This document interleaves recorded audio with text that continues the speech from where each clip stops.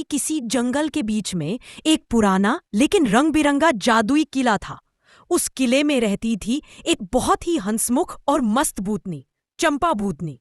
चंपा बच्चों को डरा नहीं सकती थी, बल्कि उन्हें हंसाना और हेल्प करना उसका शौक था। लेकिन गांव के लोग उसे गलत समझते थे। सभी कहते थे, किले में बहुत खतरनाक भूतनी रहती है, वहां मत जाना। लेकिन एक दिन गांव का छोटा बच्चा कुणाल जंगल में खो गया। भयंकर तूफान था, अंधेरा था और कुणाल रोने लगा। कोई है, मुझे घर जाना है। तभी उसके सामने चमकदार नीली रोशनी दिखाई दी और वहां खड़ी थी चंपा भूतनी। कुणाल डर गया, लेकिन चंपा ने मुस्कुराते हुए कहा, डरो मत, मैं भूतनी हूं, लेकिन मैं तुम्हें खाने नहीं आई। मैं तो बच्चों की सबसे अच्छी दोस्त हूं। चंपा भूतनी ने अपनी जादुई छड़ी घुमाई और एक उड़ने वाली साइकिल प्रकट हो गई। कुणाल हैरान, साइकिल उड़ती है? चंपा हंसते हुए, सब चलता है जब बात दोस्ती की हो। दोनों साइकिल पर बैठकर ऊपर आसमान में उड़ने लगे, चांद के पास से, बादलों के बीच से, इंद्रधनुष को पार करते। कुणाल हंस रहा था, बिल्कुल मजे में। सरप्राइज वाला जंगल साइकिल आखिर एक जगह रुकी। वो था कैंडी और चॉकलेट का जादुई जंगल।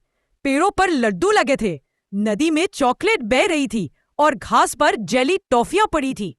कुणाल ने पूछा, ये सब सच में मेरा है? चंपा ने कहा, जो दोस्ती दिल से करता है उसके लिए सब सच होता है। दोनों ने जमकर मजे किए, खेला, कैंडी खाई और खूब हंसे। जब रात होने लगी, कुणाल बोला, दीदी मुझे घर जाना है, वरना मम्मी रोएगी। चंपा ने फिर अपनी जादुई छड़ी घुमाई और पलक झपकते ही कुणाल अपने घर के दरवाजे पर था। कुणाल ने कहा, क्या मैं आपको फिर देख पाऊंगा? चंपा ने मुस्कुराया, जब भी तुम्हें एक दोस्त की जरूरत होगी, तुम्हारी खिड़की पर नीली रोशनी दिखेगी। और चमकदार नीली रोशनी के साथ भूतनी गायब हो गई।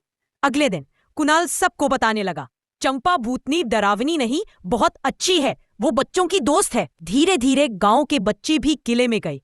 चंपा भूतनी सबके लिए खिलौने, जादू, हंसी और सरप्राइज लाती। अब गांव वाले डरते नहीं थे। क्यों? एक नई दोस्त मिल गई थी।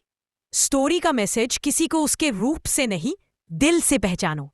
कभी कभी सबसे डरावनी चीज ही आपको सबसे अच्छी दोस्त मिल सकती है।